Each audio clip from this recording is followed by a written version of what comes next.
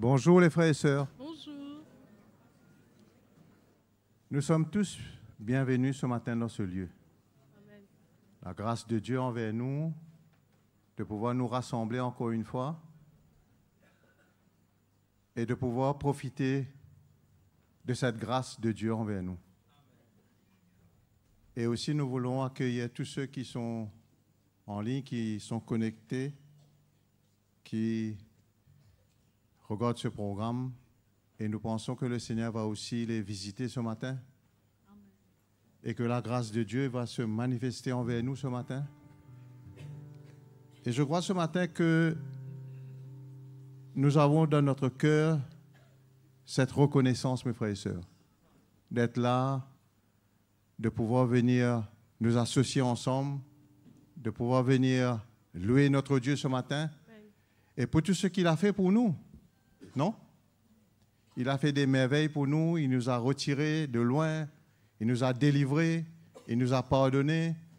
Et ce matin, c'est une bonne occasion pour nous de venir louer ce Dieu qui nous a choisis. Amen. Amen. Je vous invite ce matin, nous allons nous mettre debout. Allons le remercier ce matin, mes frères et sœurs. C'est un privilège, c'est une grâce. Et nous avons ça en Jésus, qui nous a choisis, qui nous a pardonnés. Et que ce matin, nous restons dans l'attente de notre cœur que Dieu va encore nous visiter. Dieu va encore toucher notre cœur, mes frères et sœurs. Ce n'est pas par hasard que nous sommes là. Moi, je suis dans l'attente dans mon cœur qu'un miracle se passe dans ma vie, dans nos vies, et que nous croyons dans sa parole ce matin. Est-ce que nous pouvons le remercier simplement ce matin pour tout ce qu'il a fait pour nous? Oui ou non? Vous êtes là? On peut le remercier pour sa grâce, pour sa fidélité, pour son amour, pour sa miséricorde et pour la guérison qu'il a apportée dans notre cœur. Alléluia. Nous te sommes reconnaissants ce matin, Seigneur. Nous voulons courber nos cœurs ce matin. Alléluia. Exprimer notre reconnaissance, Père, de nous avoir choisis, de nous avoir pardonnés, de nous avoir retirés de ce monde, Amen. de nous avoir lavés par le sang de Jésus. Merci pour ta grâce. Et que ce matin, nous sommes là pour te remercier, pour exprimer notre reconnaissance envers toi, Jésus, pour tout ce que tu as fait dans nos vies. Et nous voulons te bénir ce matin pour ce moment, parce que tu vas encore nous parler à travers la louange, l'adoration. Seigneur, nous voulons nous rapprocher de toi. Nous voulons te bénir ce matin. Merci pour ce privilège, Père, que tu nous accordes ce matin, d'être ensemble en tant que peuple de Dieu pour t'adorer. Allons le louer, mes frères et sœurs, ce matin. Rêvez, chantez, tous bons enfants, bon Dieu, parce que Jésus qui vit sauve nous. Levez, chantez, tous bons enfants, bon Dieu, parce que Jésus qui vit sauve nous. Levez, chantez, tous bons enfants, bon Dieu, parce que Jésus qui vit sauve nous. Levez, chantez, tous bons enfants, bon Dieu, parce que Jésus qui vit sauve nous. Tape dans la main, laisse-nous chanter pour Jésus. Tape dans la main, laisse-nous chanter pour Jésus. Tape dans la main, laisse-nous chanter pour Jésus, parce que Jésus qui vit sauve nous. Levez, chantez, tous bons enfants, bon Dieu, parce que Jésus qui vit sauve nous. Levez, chantez, tous bons enfants, bon Dieu, parce que Jésus qui vit sauve nous. Lève-nous la voix, laisse-nous chanter pour Jésus. Lève-nous la voix, laisse-nous chanter pour Jésus. Lève-nous la voix, laisse-nous chanter pour Jésus, parce que Jésus qui vit sauve nous. Levez, chantez, tous bons enfants, bon Dieu, parce que Jésus qui vit sauve nous. Levez, chantez, tous bons enfants, bon Dieu, parce que Jésus qui vit sauve nous. Tape-nous la main, laisse-nous chanter pour Jésus. Tape-nous la main, laisse-nous chanter pour Jésus. Tape-nous la main,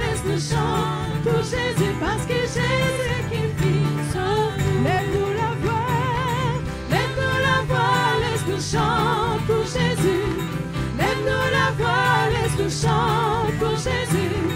Lève-nous la voix, laisse-nous chanter pour Jésus, parce que Jésus qui vit en nous. Tape-nous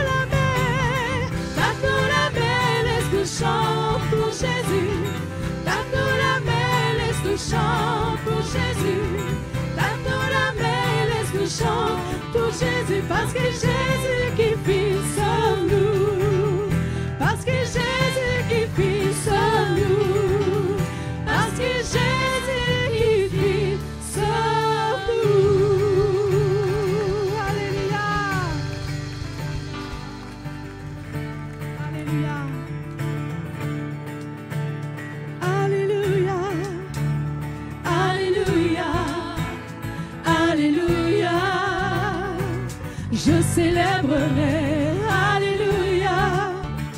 Alléluia. Alléluia. Alléluia. Alléluia. Alléluia. Alléluia. Je célébrerai. Alléluia. Alléluia. Alléluia. Ton grand amour. Ton amour est si grand, il ne change jamais. Ton amour me défend et je suis sauvée. Ton amour me relève quand je suis accablée. Ton amour se révèle et je suis délivrée. Alléluia. Alléluia. Alléluia. Je célébrerai. Alléluia. Alléluia. Alléluia. Ton grand amour. Ton amour me surprend par sa fidélité. Il survient au moment où je suis épousée. Je sais que ton amour vit au fond de mon cœur. Quelle joie de toujours ressentir ce bonheur. Alléluia. Alléluia. Alléluia. Je célébrerai. Alléluia. Alléluia. Alléluia. Ton grand amour. Ton amour me surprend. Ton amour me surprend par sa fidélité. Il survient au moment où je suis éprouvée. Je sais que ton amour vit au fond de mon cœur. Quelle joie de toujours ressentir ce bonheur. Alléluia. Alléluia. Alléluia. Je célébrerai. Alléluia. Alléluia. Alléluia. Alléluia. Alléluia. Alléluia. Je célébrerai. Alléluia. Alléluia. Alléluia. Ton grand amour. Alléluia. Alléluia. Merci Jésus.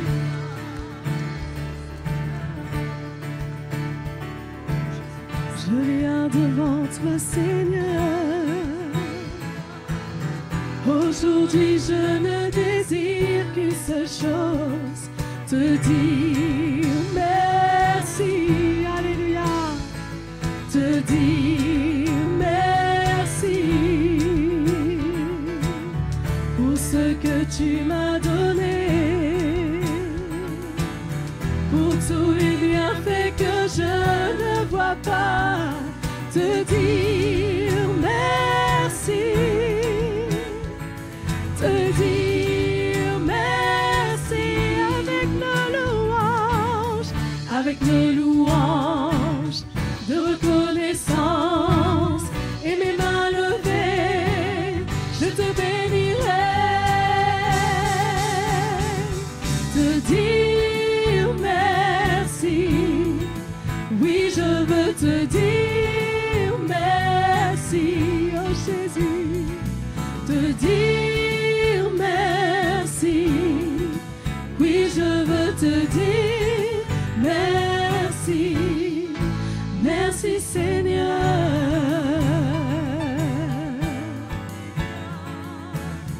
Je viens devant toi, Seigneur.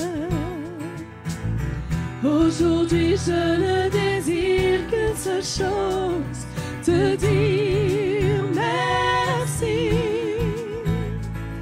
te dire merci. Alléluia. Pour ce que tu fais en moi. Tu as chassé les ténèbres de ma vie, te dire merci. Alléluia, te dire merci. Avec mes louanges de reconnaissance et mes mains levées, je te bénirai, te dire. Oui, je veux te dire merci, Seigneur, te dire merci. Oui, je veux te dire merci. Avec mes louanges de reconnaissance et mes mains levées, je te bénirai, te dire. Je veux te dire merci, Seigneur, te dire merci. Oui, je veux te dire merci, Seigneur, te dire merci. Oui, je veux te dire merci, te dire.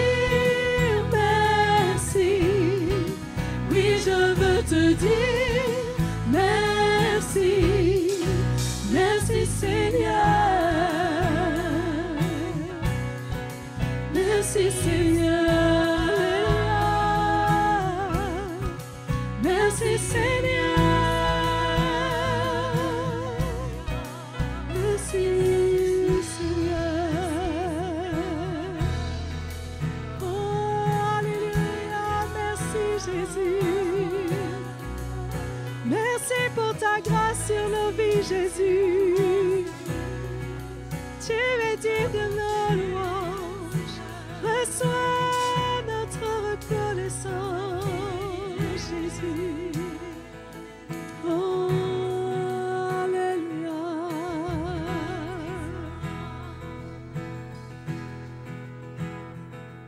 La joie du Seigneur sera ma force. Je ne crains rien, je ne chancelle point. Il est mon berger, non, je ne crains rien.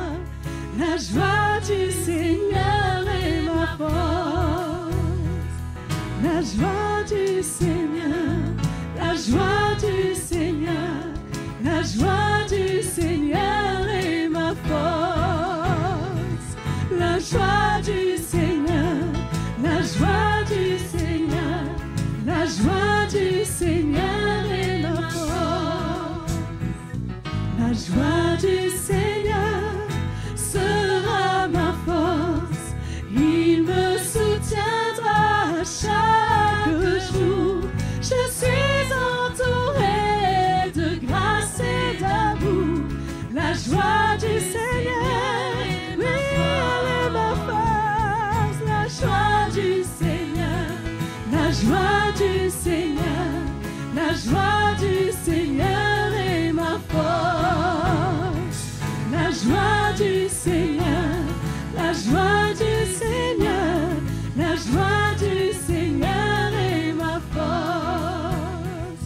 La joie du Seigneur me soutiendra, il me soutiendra chaque jour. Je suis entouré de grâce et d'amour. La joie du Seigneur est ma force. La joie du Seigneur, alléluia. Alléluia. Est ma force. La joie du Seigneur, La joie du Seigneur, la joie du Seigneur est ma force. La joie du Seigneur, la joie du Seigneur, la joie du Seigneur est ma force. La joie du Seigneur, la joie du Seigneur, la joie du Seigneur est ma force. Et acclamons-le. Tu es notre joie, Jésus. Nous avons tout en toi, Seigneur. Alléluia. Merci pour ta présence. Reviens, Jésus, au milieu de nous. Nous te rendons gloire, Jésus. Adorons-le, adorons Jésus. Lui seul est digne de nos louanges, alléluia. Tu es merveilleux, tu es glorieux.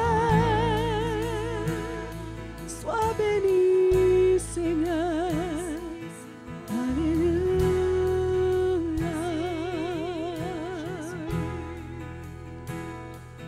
Bénis Dieu, oh mon âme, que tout en moi bénisse son saint nom. Bénis Dieu, oh mon âme, bénis son saint nom. Bénis Dieu, oh mon âme, que tout en moi bénisse son saint nom. Bénis Dieu, oh mon âme, bénis son saint nom. Que tout ce qui est en moi, tout ce qui est en moi, tout en moi bénisse son saint nom.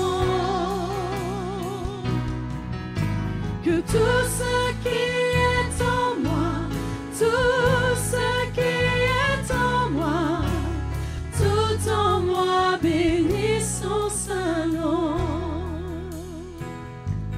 Bénis Dieu, oh mon âme, que tout en moi bénisse son saint nom. Bénis Dieu, oh mon âme, bénis son saint nom. Bénis Dieu, bénis Dieu, oh mon âme, que tout en moi bénisse son saint nom. Alléluia. Bénis Dieu, oh mon âme, bénis son saint nom. Que tout ce qui est en moi, tout ce qui est en moi, tout en moi bénisse son saint nom. Que tout ce qui est en moi, tout ce qui est en moi, tout en moi bénisse son saint nom. Que tout ce qui est en moi, tout ce qui est en moi, tout en moi bénisse son saint nom. Que tout ce qui est en moi, tout ce qui est en moi, tout en moi bénisse son saint nom.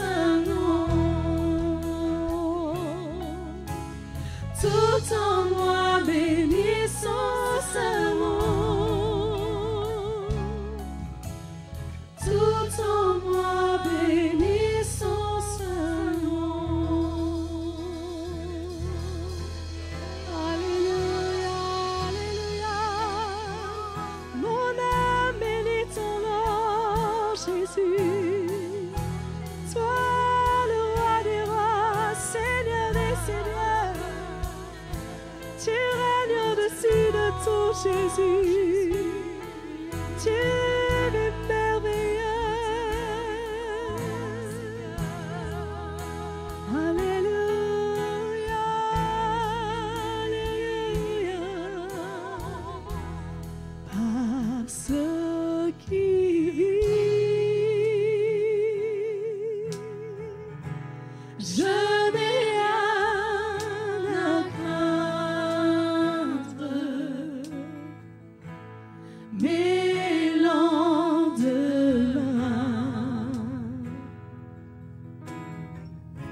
sont assurés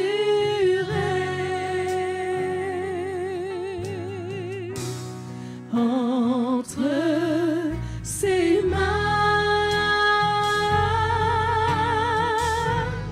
Il tient ma vie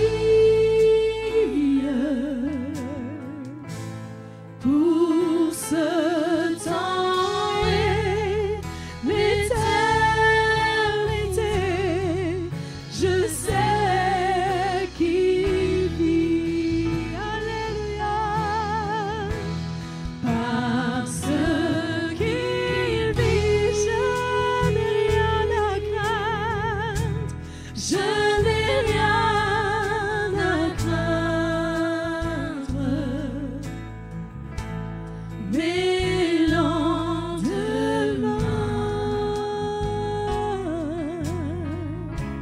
sont assurés. Alléluia. Entre ses mains, il tient ma vie pour ce temps et l'éternité. Je sais qu'il vit.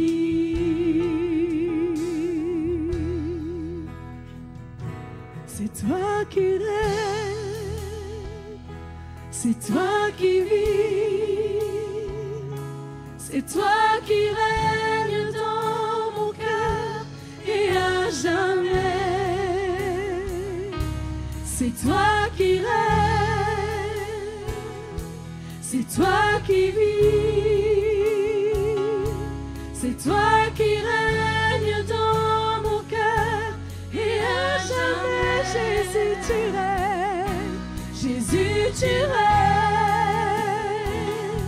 Jésus, tu vis, Jésus, tu règnes dans mon cœur et à jamais. Jésus, tu règnes, Jésus, tu vis, Jésus, tu règnes dans mon cœur et à jamais. J'exalte ton nom, j'exalte ton nom, Jésus. Toi, l'agneau sur le trône, tu règnes au-dessus de tout. Toi, Seigneur, Sauveur de ma vie, j'exalte ton nom, j'exalte ton nom, Jésus. Toi, l'agneau sur le trône, oui, tu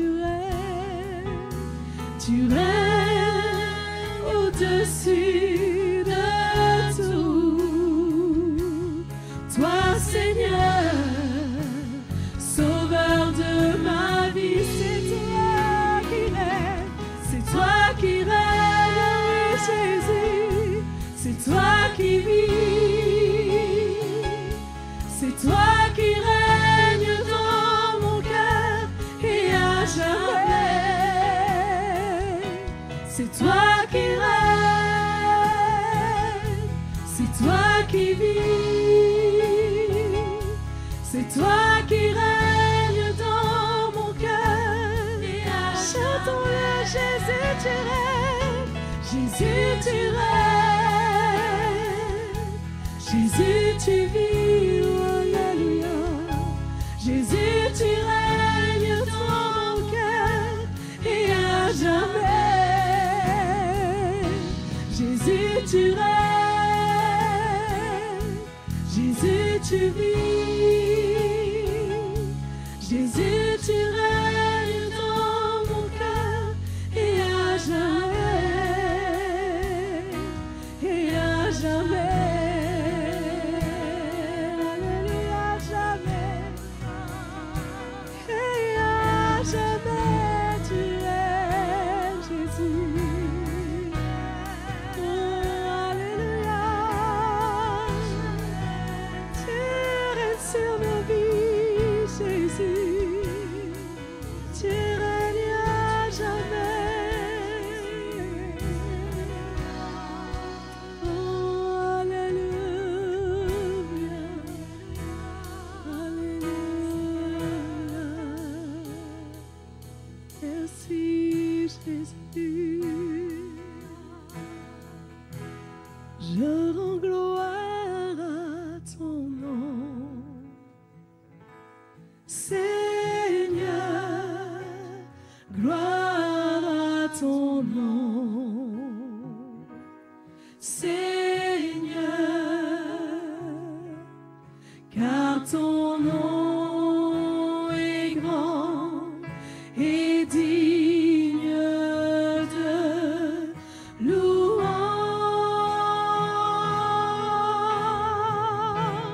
Je rends gloire à ton nom. Seigneur, gloire à ton nom. Seigneur, car ton nom est grand et digne de louange. Je rends gloire à ton Seigneur. Seigneur, gloire à ton nom. Seigneur, alléluia, car ton nom est grand et digne de louange. Oui, je rends gloire, oui, gloire à ton nom. Seigneur, gloire à ton nom. Seigneur, car ton nom est grand et digne de louange. Je rends gloire à ton nom. Je rends gloire à ton nom. Seigneur, oui, tu es digne de louange, Seigneur. Ton nom est grand, alléluia, et digne de louange, alléluia. Rendons gloire à son nom. Je rends gloire à ton nom, Jésus. Seigneur, alléluia, gloire à ton nom, Seigneur, car ton nom est grand et digne de louange.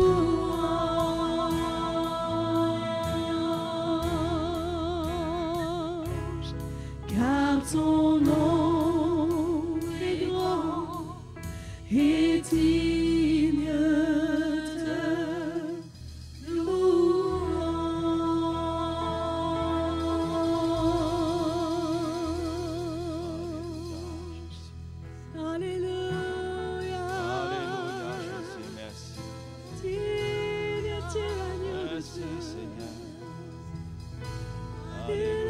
de toi, Jésus. Merci Jésus, merci Seigneur. Ton nom est tellement grand, Seigneur. Oui, nous chantons ton nom est grand. Parce que tu es venu nous chercher là où nous étions. Et tu nous as trouvés. Tu nous as tendu la main. Tu nous as secourus là où nous étions. Quelle joie ce matin d'être dans ta présence pour te chanter. Pour te remercier, Seigneur. Pour offrir le meilleur de nous-mêmes. Et nous voulons de tout notre cœur te glorifier ton nom. Te dire un grand merci. Merci, c'est ce que tu es pour nous. C'est ce que tu as fait. De la façon que tu es venu vers nous. Et jusqu'à ce jour, tu nous accompagnes. Tu demeures d'une façon fidèle envers nous. Quel grand Dieu que lequel que nous servons. Tu mérites vraiment la gloire ce matin. Tu mérites l'adoration, le fruit de nos lèvres qui confesse ton nom. Oui, nos cœurs te célèbrent ce matin. Nous te louons, Jésus. Nous te glorifions ton saint nom. Alléluia, Jésus, merci. Merci, Seigneur. Alléluia. Alléluia. Voilà, rebonjour à tous et bienvenue ce matin dans la famille du Seigneur. Vous êtes heureux ce matin? Ah, moi, je crois que c'est un lieu où je m'attends au Seigneur et je suis vraiment dans la joie chaque fois qu'il y a un moment que le Seigneur, il y a un rendez-vous et je sais que le Seigneur a toujours des choses pour ma propre vie. Et moi, je ne sais pas. Je crois que nos cœurs doivent être dans l'attente, dans l'empressement et de savoir que le Seigneur va parler encore avec nous ce matin. Alléluia. Et nous sommes là pour le servir, pour l'honorer, pour l'exalter, pour le glorifier. Amen. On va vous donner aussi l'occasion ce matin de servir le Seigneur avec ce que nous avons mis à part. Vous savez que la Bible dit, il y a plus de joie qu'à donner qu'à recevoir. On ne prend pas ce verset juste pour que vous donnez. Je crois que je sais ce que je dois donner au Seigneur. De toute façon, ma vie est une offrande pour lui. Ma vie ne m'appartient plus. Alors si ma vie appartient au Seigneur, tout ce que j'ai est à lui. Amen. Tout ce que j'ai et ça appartient au Seigneur. Parce que au bout du compte, je n'ai rien. On n'a rien. Le Seigneur nous a comblés. Et quand Paul dit cela aux Éphésiens, béni soit Dieu le Père de notre Seigneur Jésus-Christ, qui nous a bénis toutes sortes de bénédictions. Quel privilège de recevoir les bénédictions, la grâce de Dieu, l'héritage de Dieu, l'abondance du Seigneur. Et moi, je crois qu'il y a une richesse que le Seigneur a mis en nous. Il doit avoir de la joie dans notre cœur ce matin d'apporter nos offrandes pour le royaume de Dieu, pour l'avancement de l'Église du Seigneur. Amen. Sachant que le Seigneur, à travers de vos vies, il va sauver des hommes et des femmes. Ils permettront à ce que les gens viennent vers lui. Et ça nous excite, comme diraient nos frères et sœurs. On est emballés. Amen. Vous êtes emballés ce matin? Hein? En tout cas, bienvenue ce matin. Si vous êtes là avec nous, nous vous souhaitons les bienvenus tous. Et à même ceux qui nous suivent en ligne, bienvenue. Et nous allons passer un merveilleux moment ce matin. Et je crois que l'évangile sera encore partagé. Et nous allons encore recevoir, entendre de sa part. Et quel privilège. Quel privilège. Si ce matin nous pouvons nous lever, apporter nos offrandes, eh bien voilà, le Seigneur saura comment vous combler. Alléluia. Que le Seigneur vous bénisse. Allons nous mettre debout et servons le Seigneur de tout notre cœur ce matin. Réjouissez-vous dans le Seigneur, louez, louez-le. Jésus est Seigneur de notre salut, louez, louez-le. Levez vos voix et chantez, louez le Dieu glorieux. Il a fait tant de merveilles, Jésus, Jésus.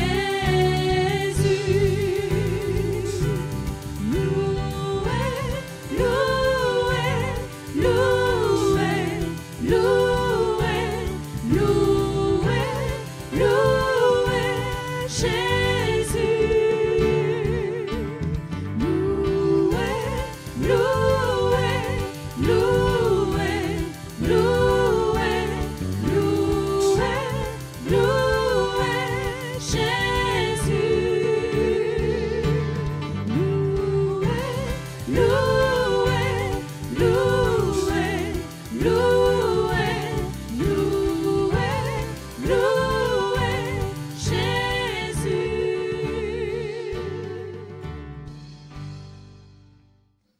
ça va?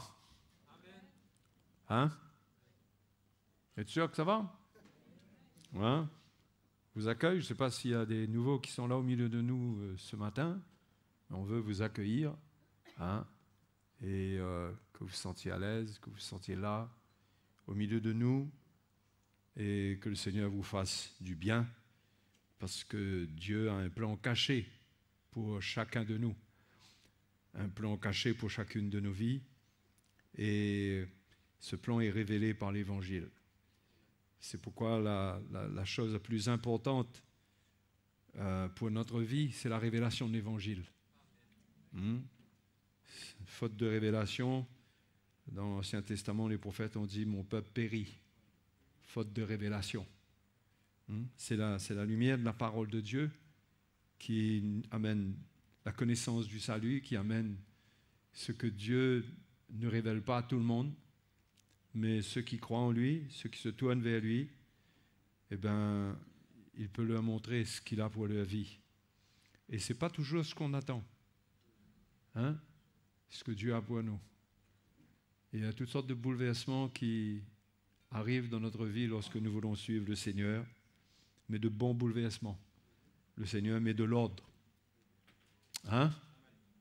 Est-ce qu'on veut ça? Est-ce qu'on veut un évangile qui vient mettre de l'ordre dans notre vie?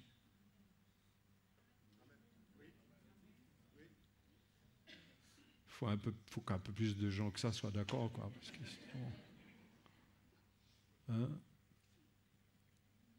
Est-ce qu'on veut d'un évangile, de l'évangile de Christ qui met de l'ordre? Est-ce qu'on est prêt à laisser le Seigneur, comme il l'a fait au temple, à prendre des cordes, à en faire un fouet et à chasser les vendeurs du temple? Hein? Tous les trafics qui peuvent exister dans notre vie. Tout ce que Dieu n'a pas invité. Hein?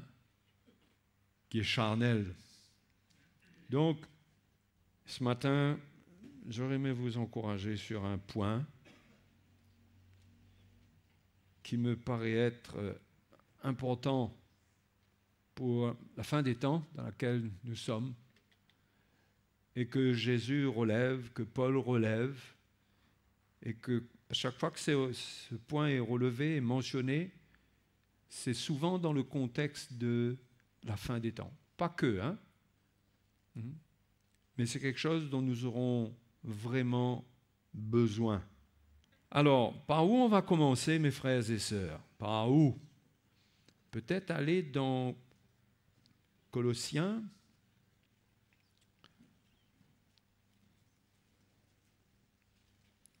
chapitre 3.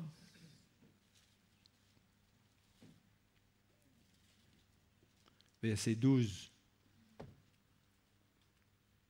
OK? OK. On y va? Laissez la caféine aller partout, dans toutes les zones du cerveau, là, pour être éveillé ce matin. Ainsi donc, comme des élus de Dieu saints et bien-aimés, revêtez-vous de sentiments de compassion, de bonté, d'humilité, de douceur, de patience.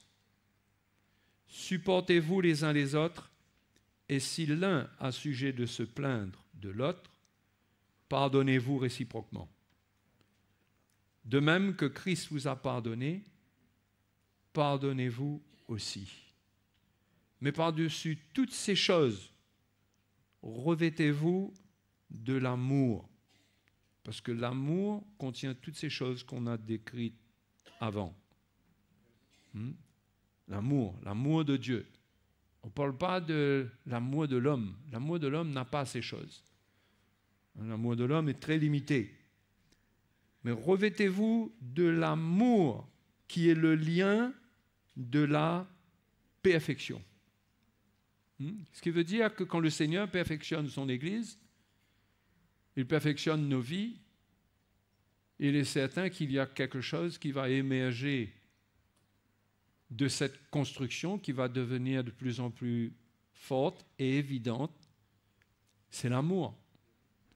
tous ceux qui laissent Dieu travailler leur vie, ils grandissent dans l'amour. Parce que Dieu est amour et nous sommes appelés à être transformés à son image, à l'image de Christ.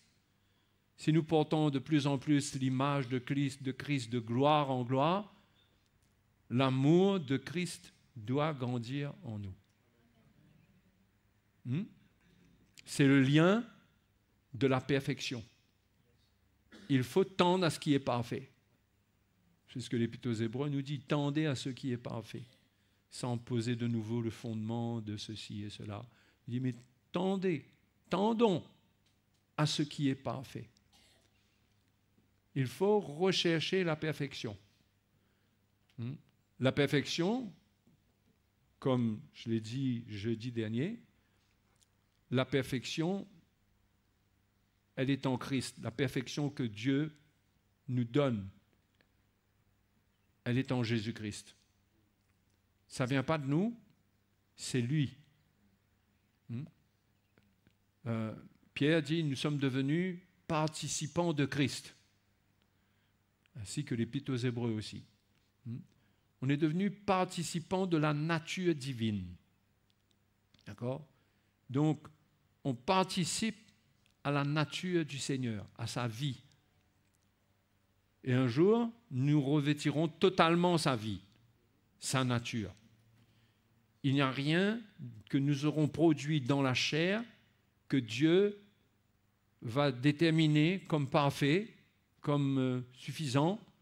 Il n'y a rien de la chair qui va subsister.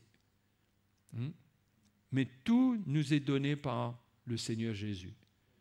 C'est pourquoi un des fondements de la vie chrétienne, c'est la grâce.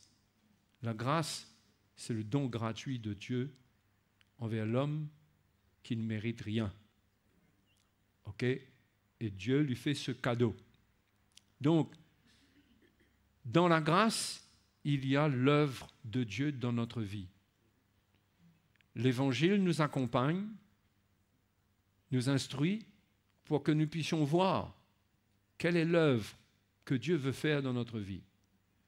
Que nous ne nous regardions pas comme des chrétiens qui sont arrivés.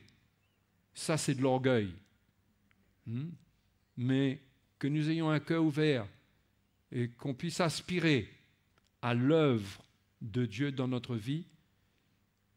Quand je dis l'œuvre de Dieu, c'est l'intervention de Dieu qui produit une croissance. C'est Dieu qui fait croître. Paul parle de ceux qui plantent comme lui. Il dit, j'ai planté, Apollos a arrosé. Il dit, mais c'est Dieu qui fait croître. Dieu produit la croissance lorsque la graine est semée. C'est pourquoi notre vie dépend de l'évangile qui est planté en nous. Si nous avons les semences, les véritables semences de Dieu, ça va grandir parce que Dieu va faire croître. Il y a ceux qui plantent, ceux qui arrosent. Les deux sont nécessaires et indispensables. Mais sans Dieu qui fait croître, rien ne se passera. Mais Dieu veut faire croître. Dieu veut donner de la croissance. L'Épître aux Éphésiens parle de cette croissance que Dieu donne dans l'Église, dans le corps de Christ. Et que chaque enfant de Dieu est appelé à bénéficier de la croissance du corps. Donc, il y a une maturité vers laquelle nous devons tendre. Le mot perfection signifie souvent maturité, parce que dans ce monde, nous ne serons pas dans la perfection totale, mais il y aura une maturité pour ne pas laisser le mal reprendre notre vie. Et nous devons chercher cette maturité pour être capables de résister au diable. Et que dans ces derniers temps, nous soyons le mieux équipés possible. Et nous en aurons besoin. Nous ne devons pas regarder à notre stade actuel de croissance comme suffisant. Les petites bénédictions que nous recevons, ce que nous ressentons du Seigneur, il y a des encouragements, il y a pas mal de choses, mais nous ne sommes pas arrivés au bout de la course. Il y a un chemin devant nous, il y a une maturité que le Seigneur veut produire. Et un des fruits de l'esprit dans la maturité, c'est l'amour. C'est l'amour. Et Paul met sur nous la responsabilité de nous revêtir de l'amour. Parce que Dieu fait croître, mais il nous demande aussi de participer en obéissant, en donnant notre vie. Quand on parle de l'amour, il s'agit du don de notre vie. Parce que Dieu a tant aimé qu'il a donné. L'amour marche avec le verbe donner. D'accord? Et l'amour qui ne donne pas, ce n'est pas l'amour. Je parle de nos vies, là. Hein? Je ne suis pas en train de parler d'argent, là, même si quelque part, c'est quand même inclus dedans. Parce que l'avarice, c'est contraire à la nature de Dieu. La générosité, c'est sa vie. Mais quand on donne notre vie, eh ben, c'est ça l'amour que nous sommes appelés à manifester. Hein? Et donc l'apôtre Paul dit que par-dessus tous les sentiments de compassion, de bonté, par-dessus toutes ces choses, revêtez-vous de l'amour. Et dans les derniers temps, nous aurons besoin de cet amour. Hein? Mais vraiment, l'amour de Christ en nous. Dans l'Épître aux Éphésiens, l'apôtre Paul prie en ce qui concerne cet amour. Et il nous donne une vision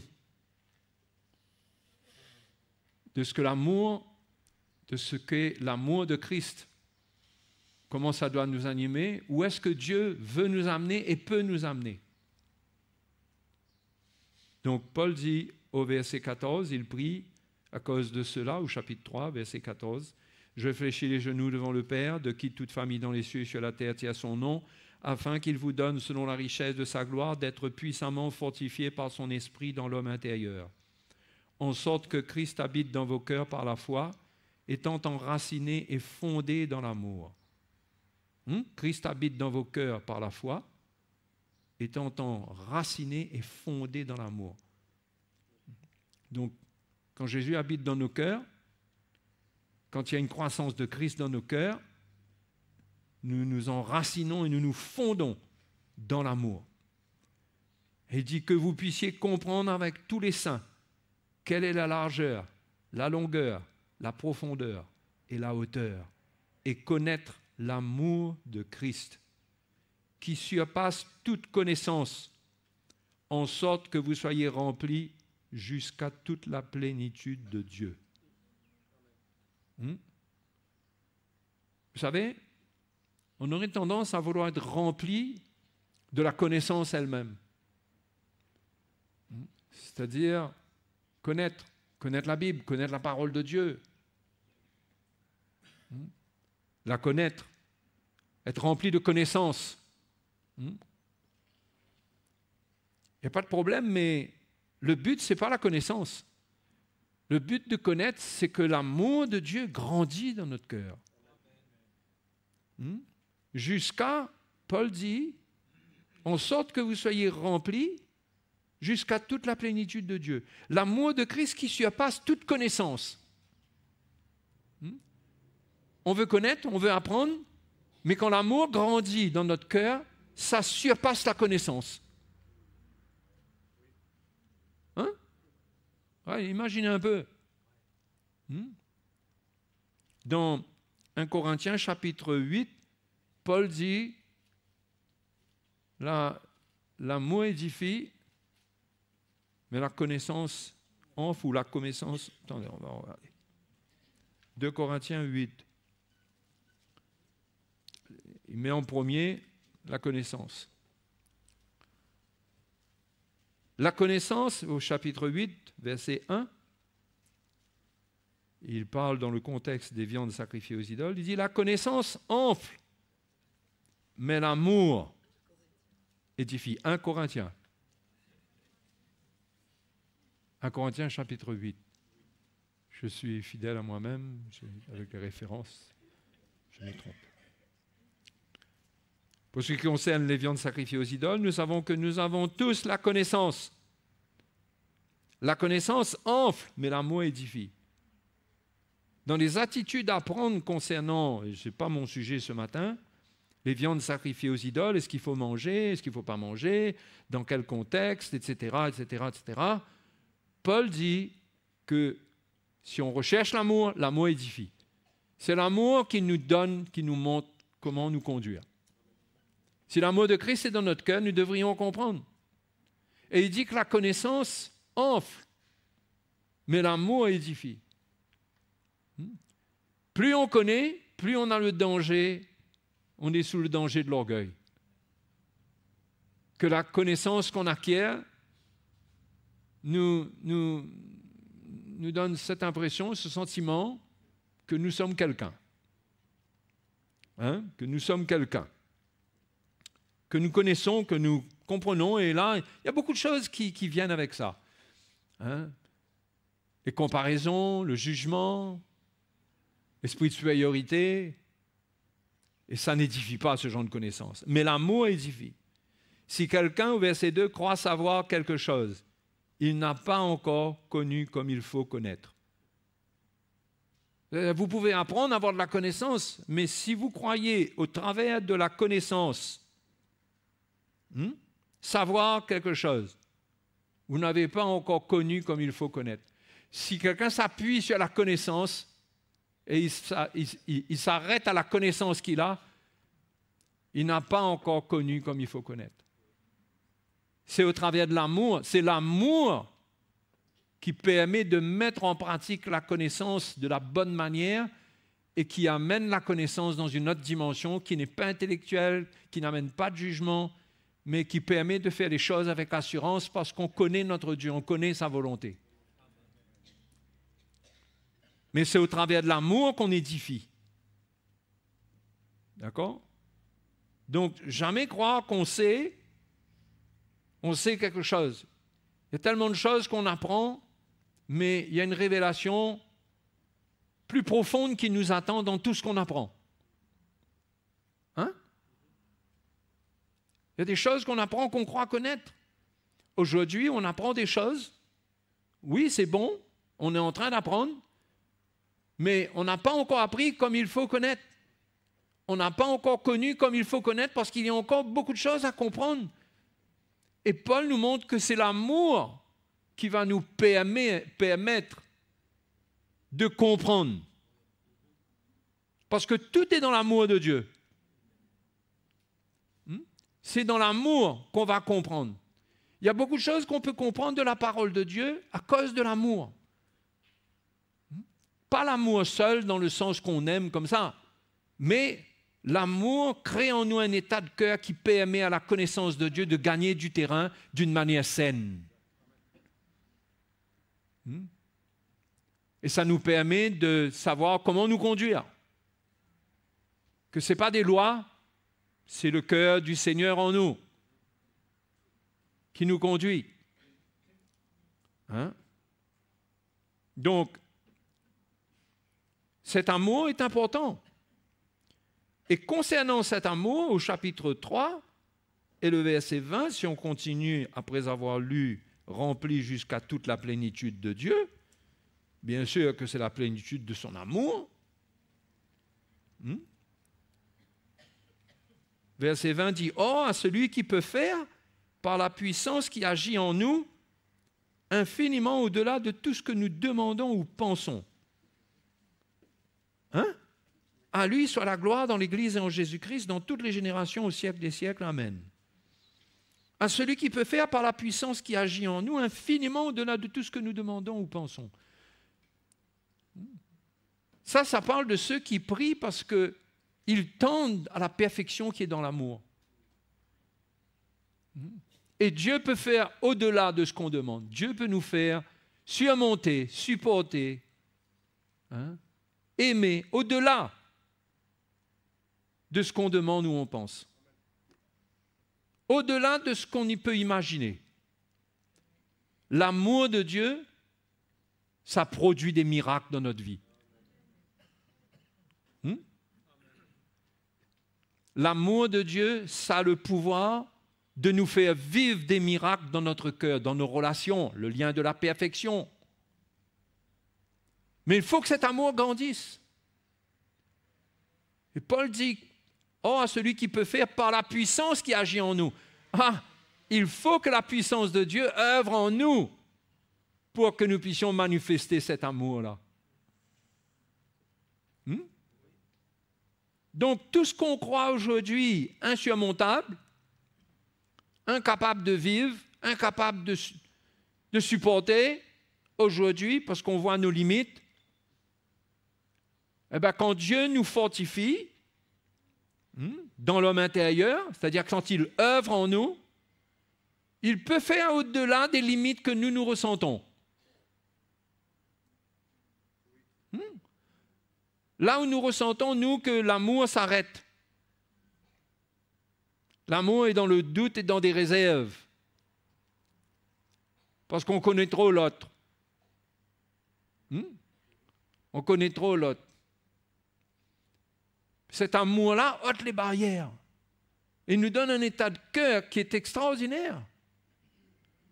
Qu'on trouve où? Dans 1 Corinthiens, chapitre 13. 1 Corinthiens, chapitre 13.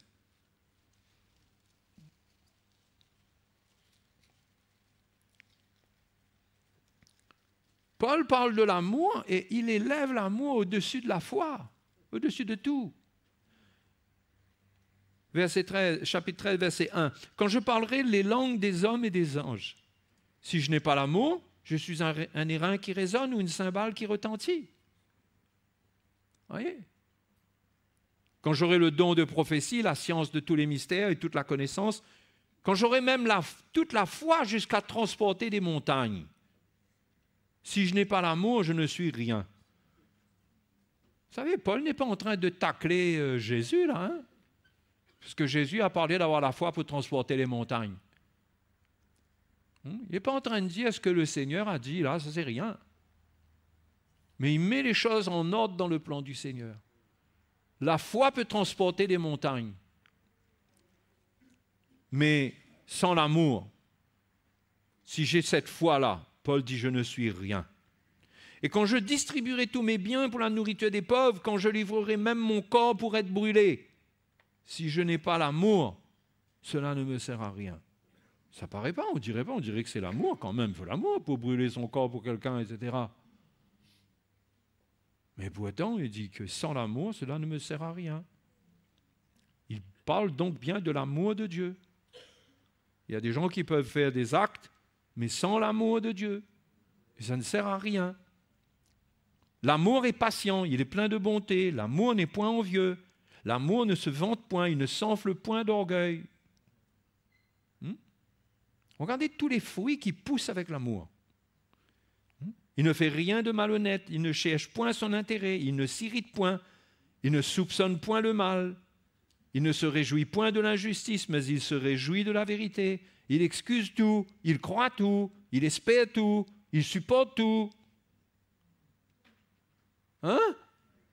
C'est cet amour-là dont il faut se revêtir. Comment se revêtir? En acceptant que Dieu œuvre en nous. En s'humiliant, en se repentant quand on est face aux limites de l'amour qui est en nous et qu'on ressent notre misère, qu'on arrive à se juger, à s'éprouver soi-même.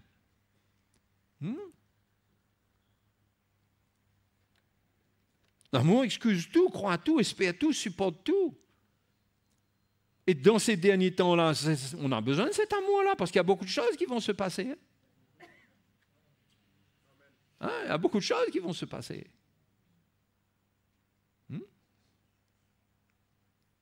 Qu'on aura besoin d'excuser, on aura besoin de croire. Là même, on dirait, on ne peut plus croire, il faudra croire. C'est l'amour qui fait porter ce fruit-là. Tout espérer. Oh mais non, mais jamais il m'a tellement déçu. Pourtant, l'amour espère tout. Quand on est en but à nos limites, on a besoin de l'amour. Ce n'est pas avec notre propre force qu'on va y arriver. Il faut aspirer, Paul dit aux Corinthiens, aspirer à l'amour. Et Dieu ne nous condamne pas par rapport à nos manquements. Il ne nous condamne pas, il connaît nos manquements. Et il sait qu'à cause de ça, on va rater. On aura des jugements, on aura de la colère parfois, on aura des choses, des paroles, on aura des choses qu'on va dire. Mais il nous faut un esprit de repentance sentir notre misère, hein, parce qu'il ne nous condamne pas, mais il veut nous perfectionner. Et l'amour est le lien de la perfection. Et s'il n'y a pas une œuvre de Dieu pour établir cette perfection-là, nous serons fragiles entre nous. Nos relations seront fragiles. Nos relations de famille seront fragiles. Notre relation de couple, sans l'amour de Dieu entre nous, basée sur un coup de foudre d'il y a 40 ans de ça. Mais, vous rigolez, ça ne va pas tenir la route. Au contraire, ça va décevoir. Ah, je croyais que tu m'aimais. Jamais j'aurais cru qu'une chose pareille se serait passée. Mais notre amour ne doit pas reposer sur des éléments charnels. Notre amour doit être l'amour de Dieu. C'est son amour en lui que nous voulons. C'est la plénitude de cet amour que nous voulons, mais il y a un coût. Il y a un travail que Dieu doit faire dans nos vies.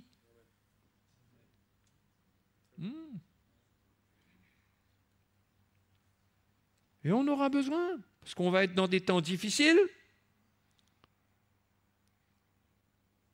Si vous regardez dans Matthieu chapitre 24, là, les frères et sœurs, je ne vous parle pas de l'amour à l'eau de rose, là.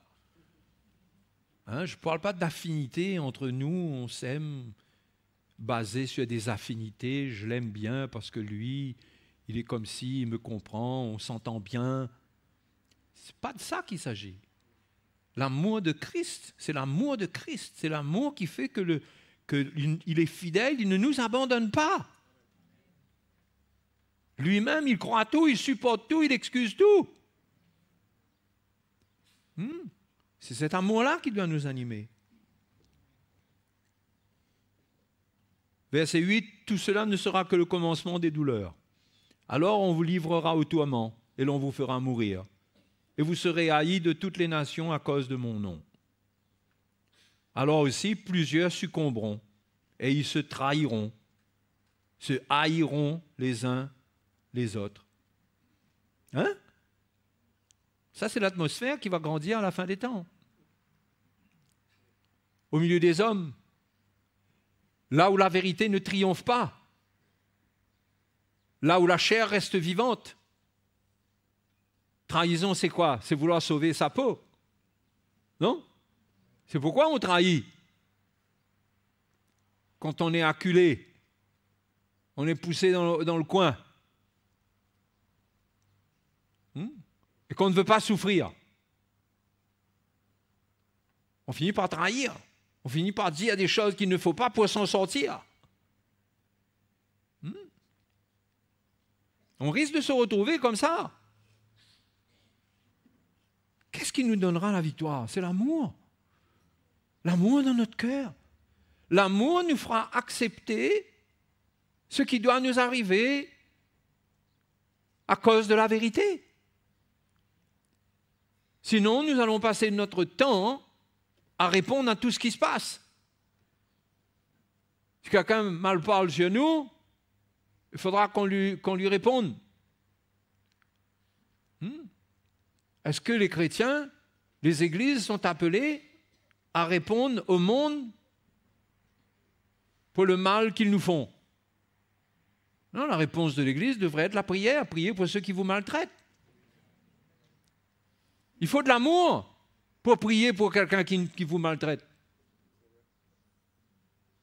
Il faut de l'obéissance. Mais c'est sûr qu'à un moment ou à un autre, l'amour,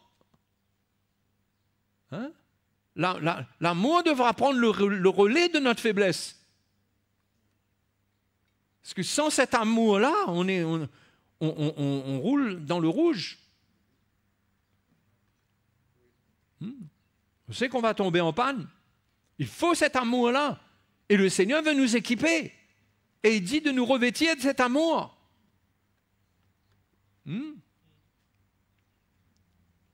Et regardez ce que le Seigneur dit encore. Quand il dit ils se trahiront, ils se haïront les uns les autres. Parce il y aura des souffrances qui viendront et on va haïr ceux qui nous font souffrir. Si on n'a pas l'amour, on aura la réponse de la haine. Je ne parle pas seulement l'Église, les croyants par rapport au monde, mais même entre nous. On peut transporter de la haine rapidement parce qu'on a du mal à accepter notre chemin, la croix qu'on doit prendre. Et on commence à mettre la faute sur les autres. À trouver un responsable. L'amour ne fait pas ça, l'amour excuse tout. L'amour tourne la page. Mais s'il n'y a pas l'amour, on va vouloir écrire même sur les pages. Et Jésus dit au verset 11, plusieurs faux prophètes s'élèveront. Ils séduiront beaucoup de gens. Et parce que l'iniquité se sera accrue, l'amour du plus grand nombre se refroidira. Vous voyez ce qui va se passer? Avec l'iniquité, avec les enseignements, les faux enseignements, qui n'enseignent pas la justice, qui n'enseignent pas l'amour, qui n'enseignent pas la croix qu'on doit prendre, l'iniquité va s'accroître. Parce que beaucoup de gens seront séduits. Et qu'est-ce qui va se passer? L'amour du plus grand nombre se refroidira. Parce que l'amour ne reste pas bouillant dans l'iniquité. L'iniquité donne les possibilités pour l'homme de s'en sortir, même si c'est au détriment des autres. Au fait, au final, on n'en a rien à faire. Chacun doit se débrouiller. Chacun pour soi, Dieu pour tous.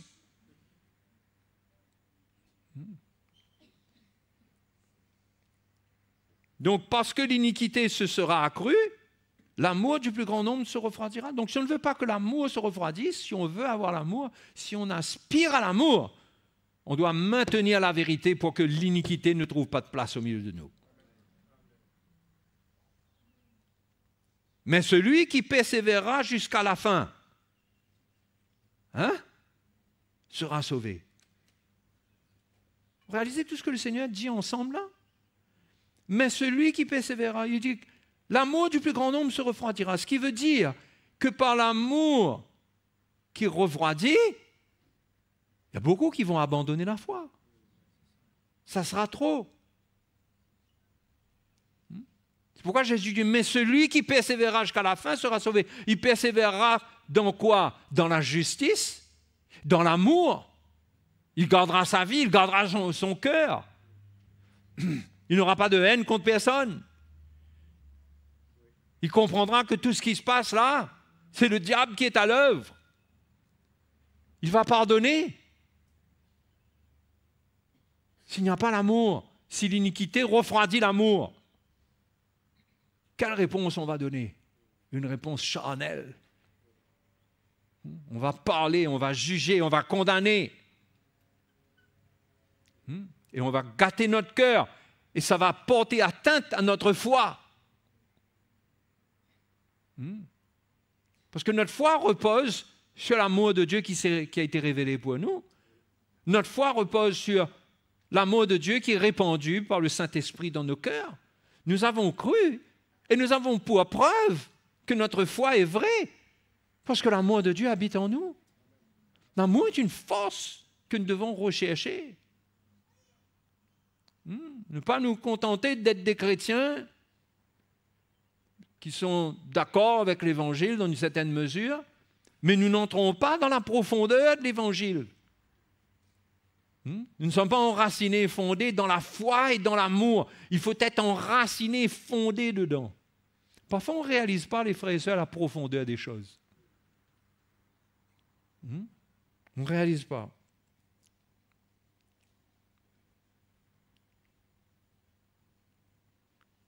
Quand Paul dit dans Colossiens chapitre 3, verset 13, qu'on a lu tout à l'heure, « Supportez-vous les uns les autres, et si l'un a sujet de se plaindre, pardonnez-vous réciproquement. De même que Christ vous a pardonné, pardonnez-vous aussi. » Quelle profondeur il y a là-dedans. On ne réalise pas.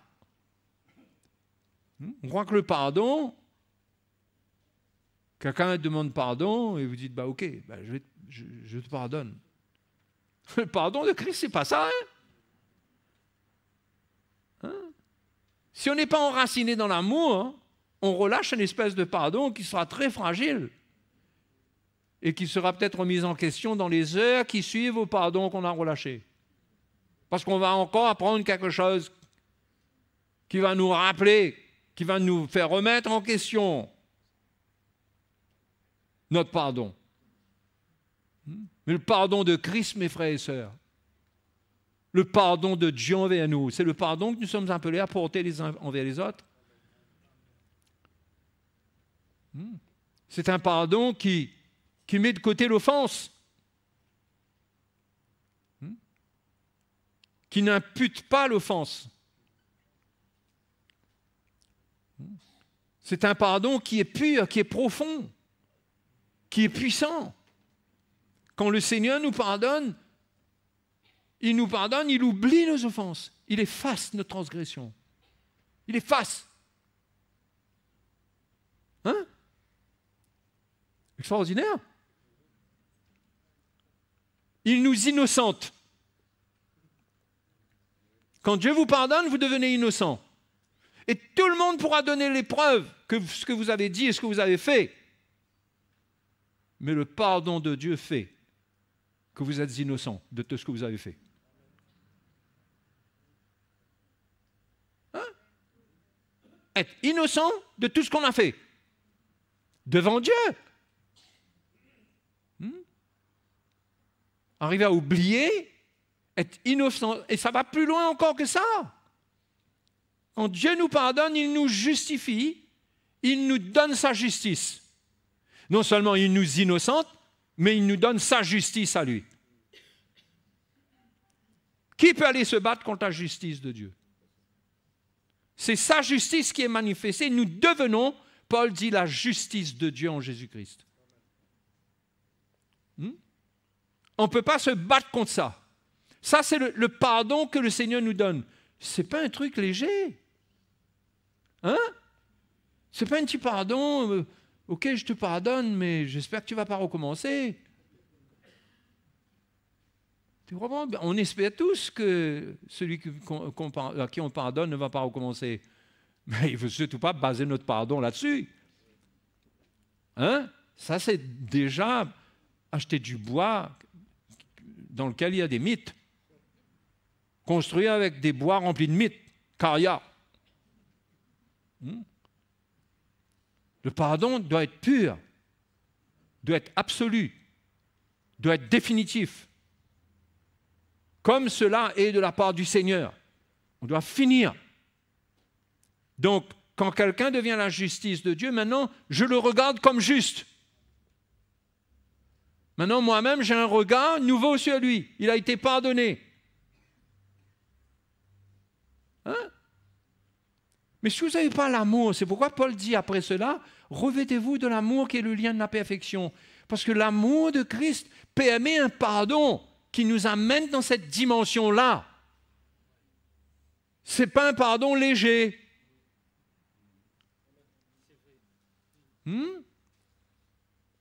Et on aura besoin de ce pardon-là parce qu'il y aura des trahisons.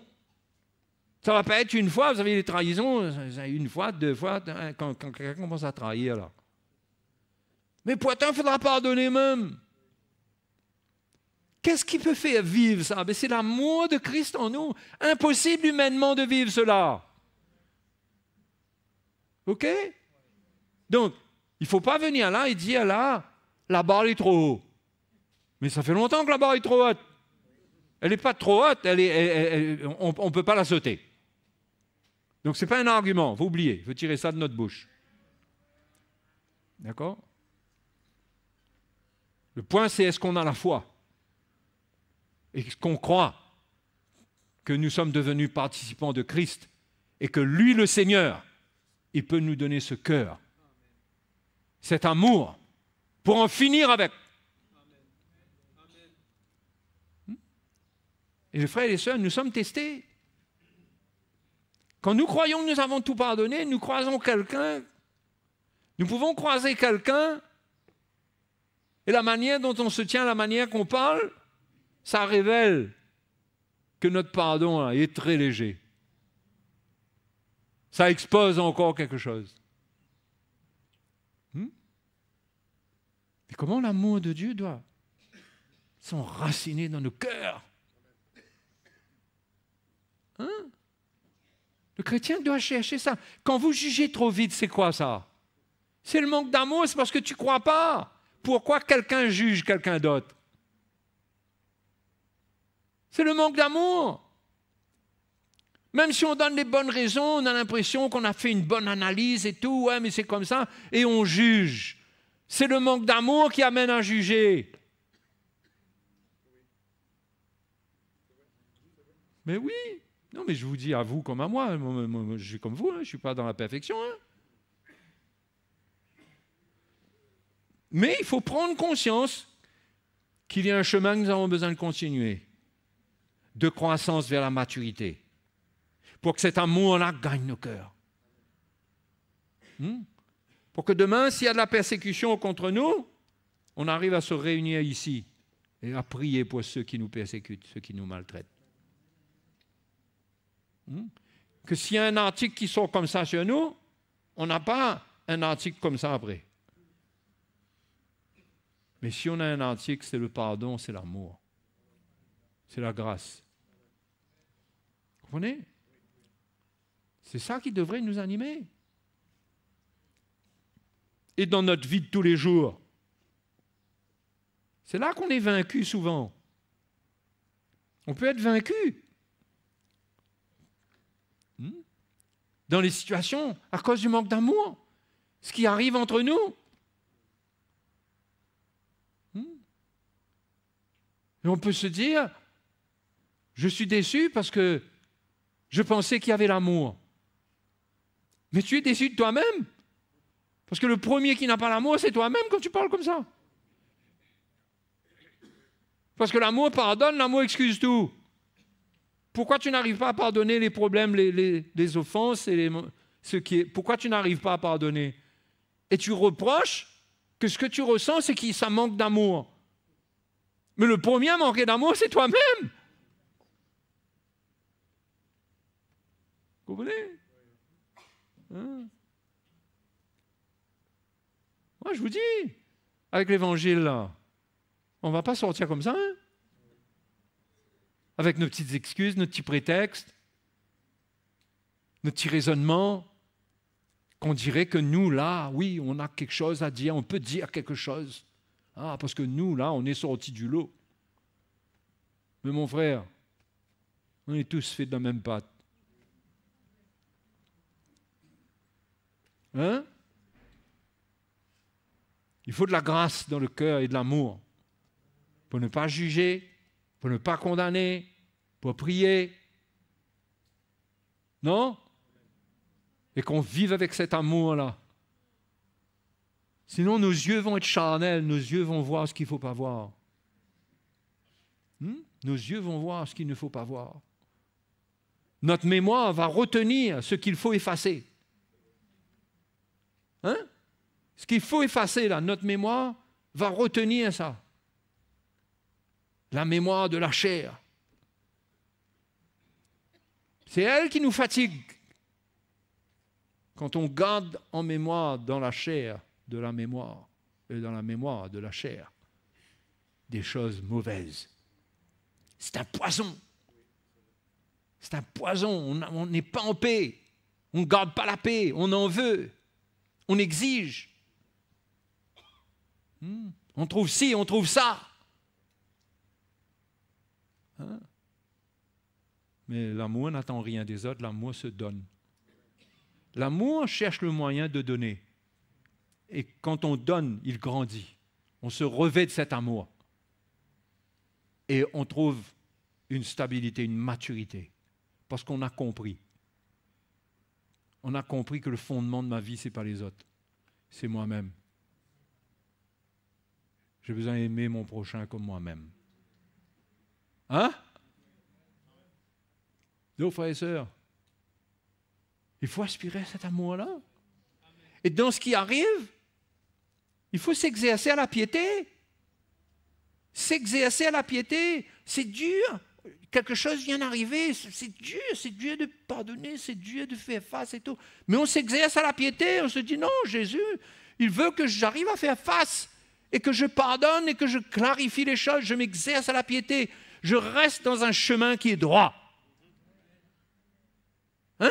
Je ne vais pas prendre le poison là, aller faner ça partout. Je règle les choses clairement. Mon cœur reste pur.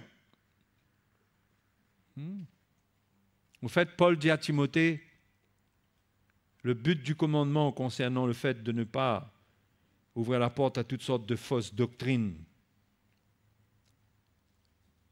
Je crois que c'est dans 1 Timothée, chapitre 1, et au verset 5. Il de veiller de ne pas enseigner d'autres doctrines. Le verset 5 dit le but de cette recommandation. Plus haut, au verset 3, il dit afin de recommander à certaines personnes de ne pas enseigner d'autres doctrines. Recommander, recommandation. 1 Timothée, chapitre 1. Vous y êtes là?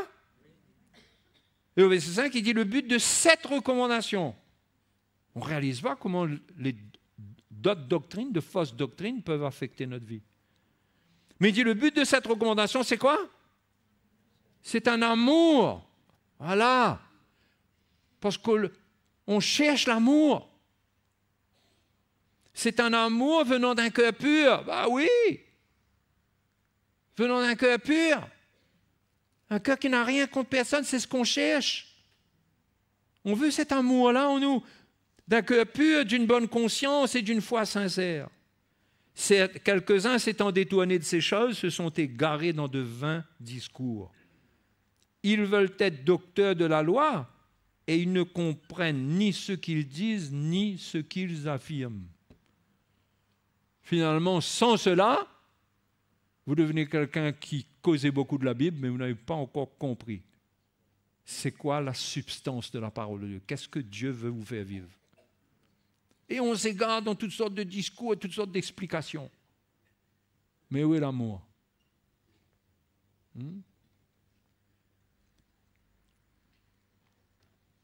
C'est pourquoi, dans ces derniers temps difficiles, où il y aura des tentations, il y aura des pièges de l'ennemi, même dans nos maisons, dans nos foyers, si on ne veille pas, les tentations pour se diviser, pour divorcer, pour se séparer.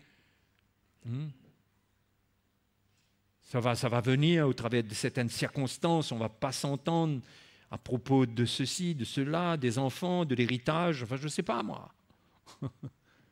On ne va pas s'entendre et ça va créer des animosités. On va être en lutte avec l'autre et notre cœur ne restera pas pur. Et l'ennemi va travailler dans ce terrain d'un cœur qui n'est pas pur.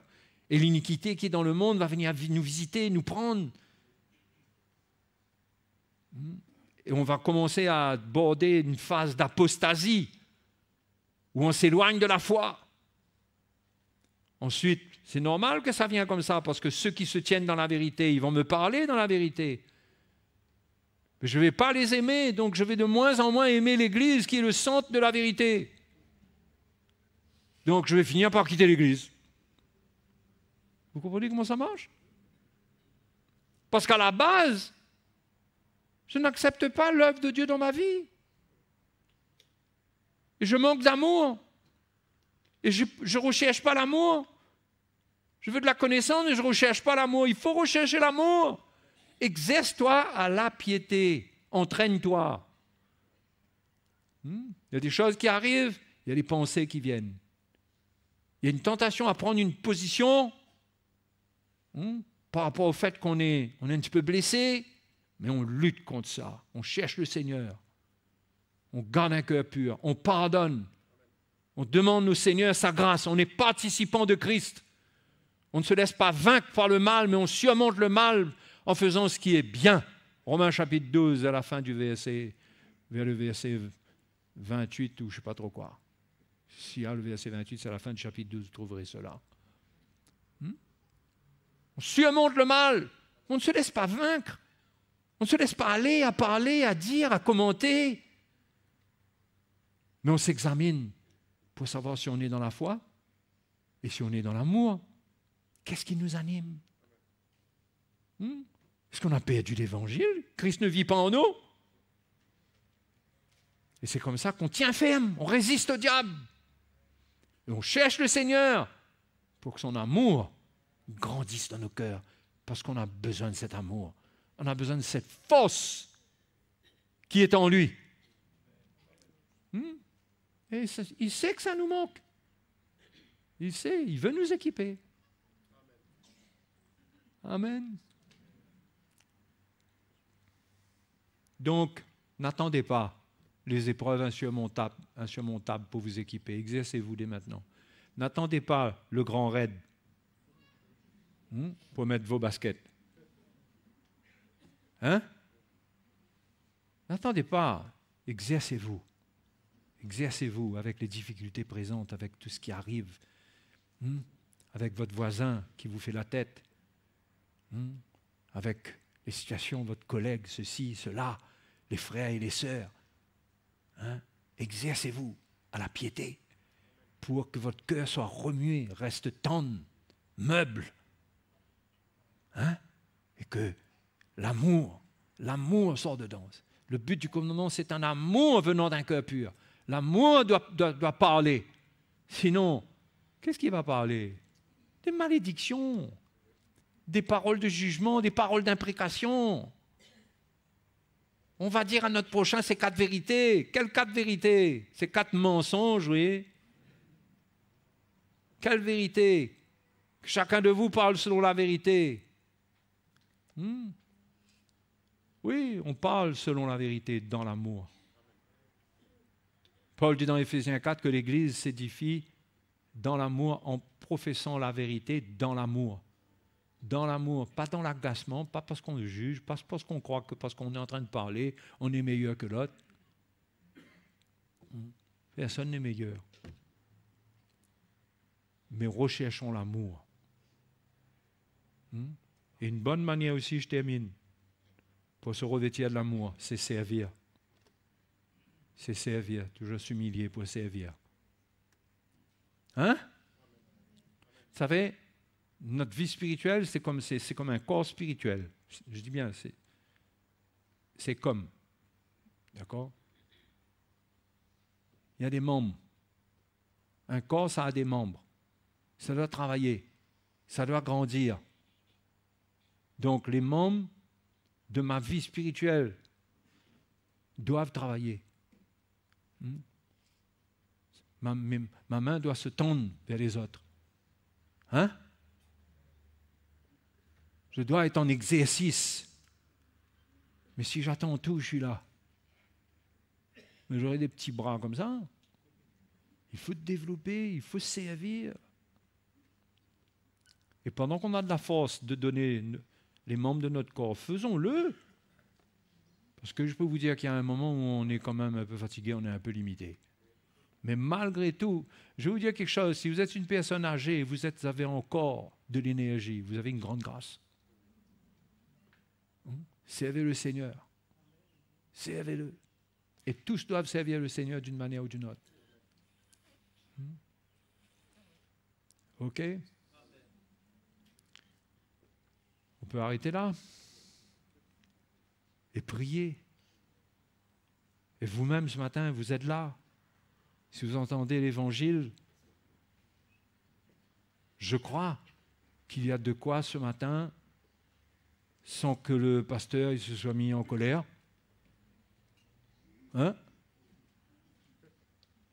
Il y a de quoi être réprimandé. On doit ressentir une réprimande du Seigneur dans sa grâce, son amour. Qu'est-ce que je fais de ma vie? J'observe, je suis spectateur. Automatiquement, je deviens un juge. Vous savez, ceux qui sont sur le terrain, là, ils n'ont pas le temps de juger. Hein? Mais quand vous entendez les fans, là, on dirait qu'ils savent mieux que l'arbitre et mieux que les joueurs. Hein? Quand on regarde, on a l'impression de connaître mieux que les autres. Quand on vient souffrir avec, là, on se dit, ben, je ne savais pas que c'était comme ça. Ah ben mon ami, chapeau. Hein? Je crois que c'était facile, mais ce n'est pas facile. Et là, quand tu viens à l'entraînement, tu vois, ils travaillent 5, 6 heures, 7 heures. Ils s'épuisent, ils font des exercices de toutes sortes. Ça fait mal, mais ils se donnent. Et que toi, tu viens dans le stade, tu t'assois, tu regardes, tu juges, tu as des choses à dire. Hein? Qu'est-ce que tu as à dire? Tu n'as rien à dire. Tu es excité dans la foule. Tu fais partie des excités de la foule. Mais il faut se calmer. Il faut venir donner sa vie avec. Ça fait mourir la langue, ça fait mourir les commérages. Ça fait du bien de servir. Alléluia. Hein? Voilà, le Seigneur veut. Il veut nous parler, nous réprimander avec amour. Hein? La question, c'est ça ce matin. Je dois me la poser pour moi-même. Où est mon amour? Où est mon amour pour l'Église? Combien de oui j'ai pour la volonté de Dieu? Combien de non?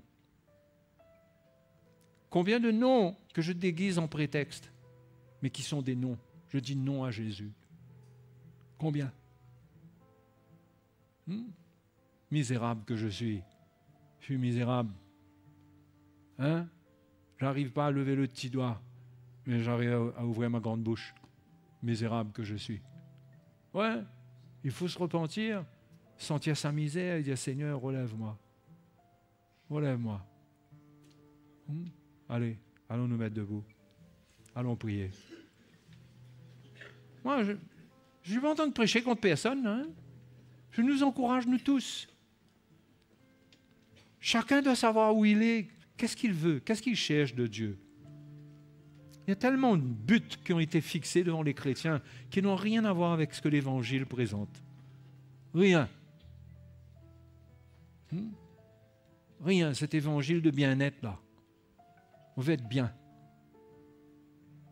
On veut être bien, on veut être prospère. On veut que tout se passe bien. Où ça sort ça? L'évangile, c'est un évangile qui secoue, qui est établi en Christ. C'est l'évangile de la mort, de la résurrection. Il faut se fortifier pour accepter. Ouais, il y aura des baffes, il y aura des gifles. Il faudra donner un côté. Il faudra donner l'autre côté quand on a reçu sur un côté. Et ça, là, s'il n'y a pas l'amour dans le cœur, là, il faut s'affermir et se fortifier. Mais nous vivrons des miracles, mes frères et mes sœurs. Nous vivrons des miracles. Et vous savez quoi, qu'est-ce que je vais vous dire? Il y a beaucoup de gens du dehors qui attendent le miracle de l'amour en nous, mais le vrai amour. Encore une fois, ce n'est pas l'eau de rose, qui attendent le miracle de l'amour de Christ. Des chrétiens qui sont identifiés, qui prennent leur croix, qui sont sincères, qui sont vrais.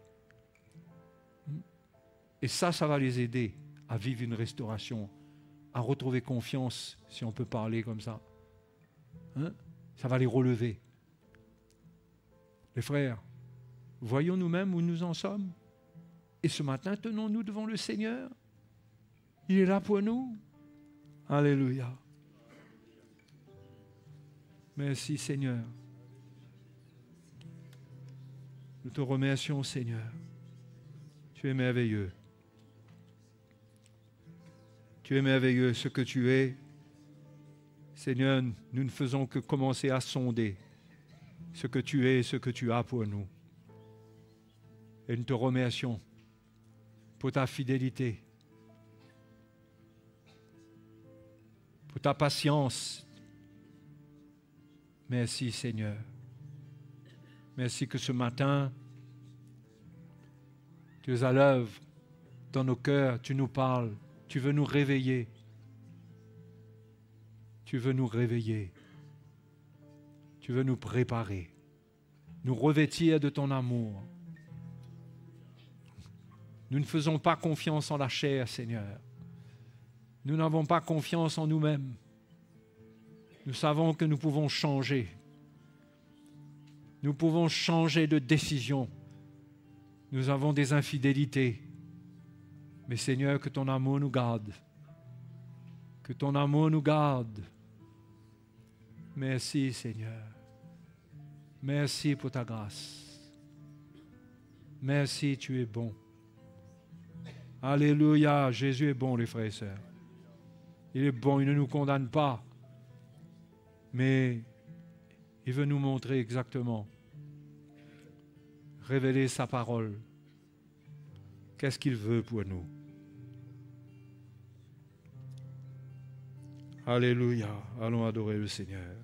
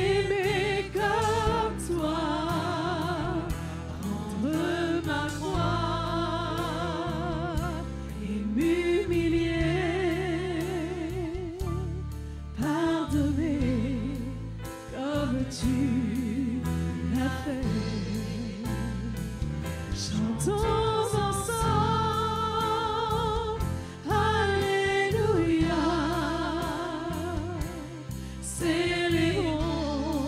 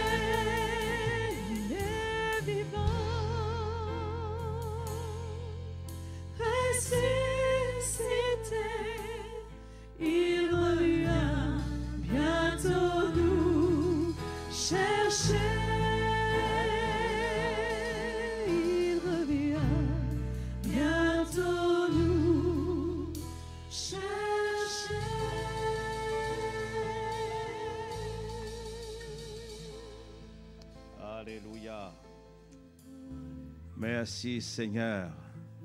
Qui veut dire merci Seigneur? À ce Dieu qui nous parle et qui ne va pas arrêter de nous parler, de nous éclairer, de nous montrer comment nous devons vraiment lui ressembler. Amen. Je ne vous demande pas si vous avez été bénis. Je crois que le Seigneur, ce matin, il m'a eu, il m'a trouvé. Et même là où j'étais caché quelque part, je crois que sa lumière est venue. Et je bénis son nom. Parce qu'il veut que je puisse vraiment lui représenter dignement. Et comme cela a été partagé, que peut-être il y a une âme quelque part. Il attend qu'il y ait un rétablissement, une restauration. Il y a quelque chose de vivant. Et que je sois le reflet de sa gloire. Et que je suis en train de lui représenter. Et il peut voir Jésus en moi. Ça lui permettra de trouver le chemin aussi. Amen. Amen. Cet amour lequel que nous avons besoin de partager cela entre nous-mêmes, avec le Seigneur et dans nos familles, avec nos épouses, avec notre époux, que cela, il y a un échange, il y a un partage, il y a une communion. Et croyez-moi, frères et sœurs, le Seigneur ne parle pas juste pour parler. S'il a parlé ce matin, parce qu'il veut que nous soyons comme lui. Et il revient bientôt comme on a chanté. Alléluia. On va prendre le repas du Seigneur ensemble. On va partager. Ce sera l'occasion pour nous encore de partager avec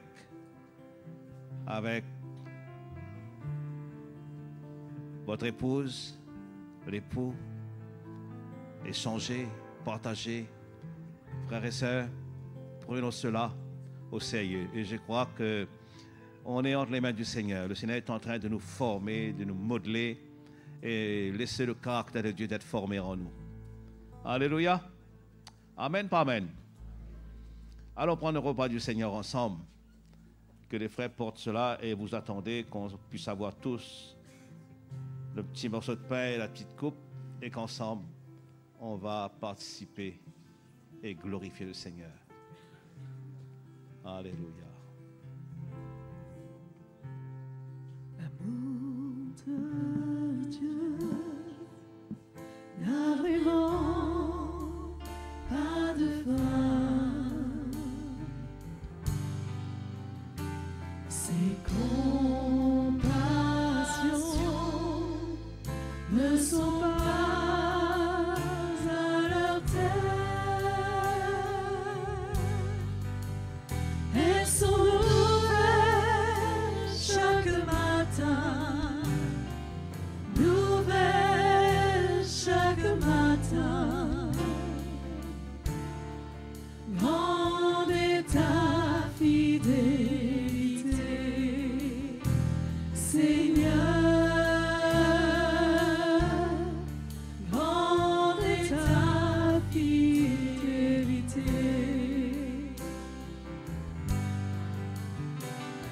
L'amour de Dieu n'a vraiment pas de fin. Ses compassions ne sont pas à leur terme. Elles sont nouvelles chaque matin, nouvelles chaque matin. Grande est ta fidélité, Seigneur.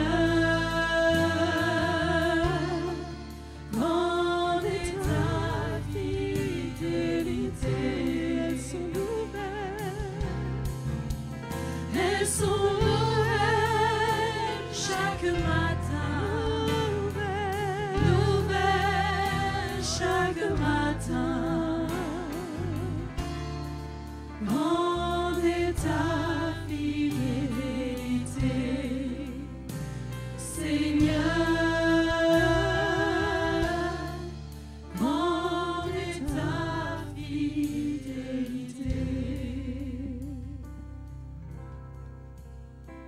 Alléluia. Merci Seigneur. Merci l'occasion pour nous ce matin de participer à ce rendez-vous à ta table, Seigneur. C'est vrai, nous voulons vous prendre ce saint repas et nous voulons discerner, Seigneur, quelle est ta volonté pour nos vies. Nous voulons que notre vie soit conforme à la tienne. Comme tu as été, nous voulons être le reflet de ta gloire dans ce monde, dans cette société. Et nous voulons servir les uns et les autres. Seigneur, apprends-nous à aimer comme toi-même tu as aimé. Apprends-nous, Seigneur, à supporter comme toi-même tu l'as fait. Et combien ce matin nous voulons prendre ce repas, croyant que c'est une victoire lequel que tu as acquis sur le bois de la croix pour nous. Et je crois que tu vas encore nous fortifier et nous faire du bien, que nous soyons tous capables de prendre le devant dans l'esprit et de te représenter dignement. Et que le monde va reconnaître que nous sommes tes disciples, que nous sommes là, Seigneur, pour te représenter. Merci, Seigneur. Merci, Jésus. Ensemble, nous prenons le repas du Seigneur et que nous puissions échanger avec au moins une personne, la personne qui est chère à vous, d'abord. Alléluia.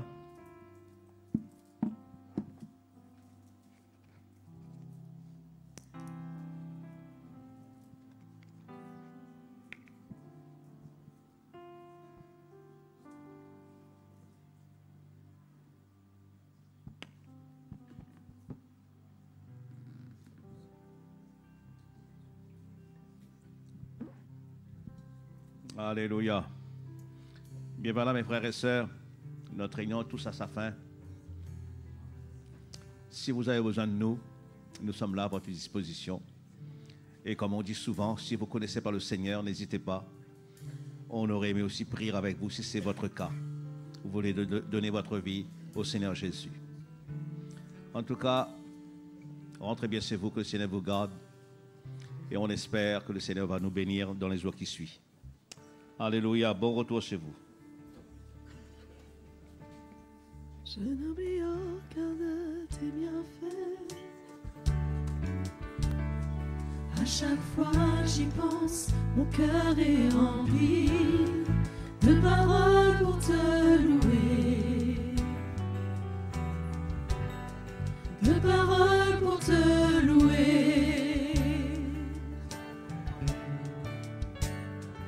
Je n'oublie aucun de tes bienfaits. À chaque fois j'y pense, mon cœur est